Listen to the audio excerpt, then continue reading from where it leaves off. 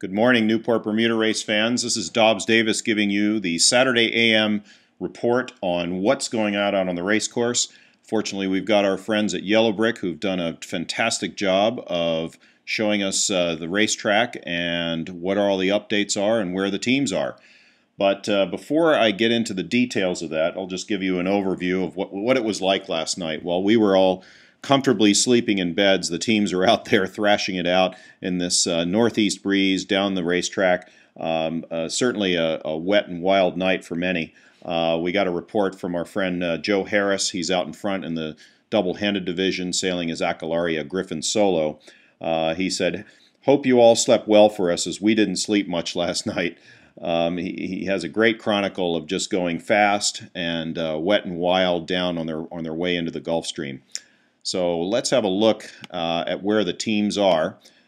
This Yellow Brick tracking system is just phenomenal. It can give you information on where the entire fleet is if we want to look at that, but that's a little bit too crowded.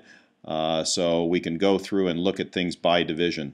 We'll also zoom in a little bit here just to get a little bit more detail on where everybody is and relative to each other and where they are relative to the racetrack. So in the St. David's division, here is the fleet, and leading the pack out here is Kodiak. That's Bob Tauss's boat that has been chartered to Lloyd Eccleston. That's a Reichel Pugh 65. There's the information that comes up and their position. Now, these are delayed by 6 hours. We happen to know from the real-time tracking that those of us have access to that they're quite a bit further south than this. But nonetheless, you can see the speeds are tremendous. 15 knots of speed. Their heading is at 138, 465 miles to the finish. Now, again, extrapolate that out 6 hours, and you know that they're probably more like 100 miles less than that to the finish. So certainly going fast. In the Gibbs Hill division, this is what the fleet looks like. And leading the pack here, not surprisingly, is the largest boat, is Rambler. Rambler is George David's 90-footer, and they are going, according to this, 14 knots, but our latest reports show them going at actually closer to 19 knots. Now, the reason for that, of course, is they have hit the Gulfstream. The Gulfstream is coming into play now for these teams as they get out over the continental shelf, and they are now getting very favorable current push. So these guys are definitely on record pace.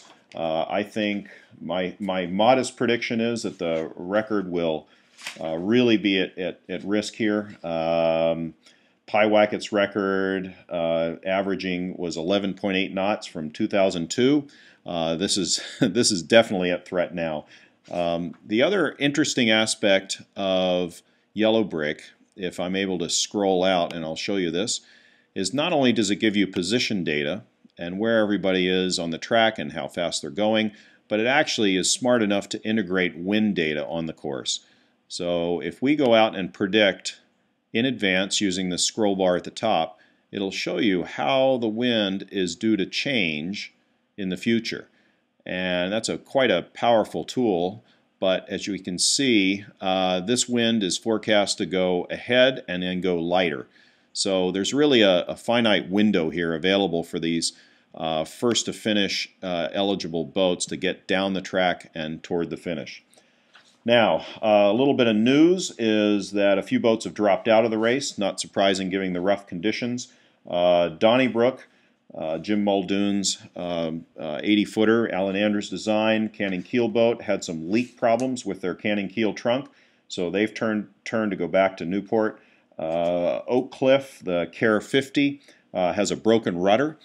Fortunately, there's nobody injured on board, and the reports are that they're proceeding back. We don't know where they're going, whether it's to Newport or another port, but their situation apparently is stable. Cannonball dropped out last night. They had mast problems. Meany, a Canadian entry, is already back in Newport. We have a report from John Romanier that they may actually try to restart the race. And then a double-handed entry called Kiva did not start for some unknown reasons. So anyway, the morning report is that we're on record pace, and make sure to go here to the social media page on the Newport Bermuda Race to get all the latest tweets and updates. The home page is also a great resource.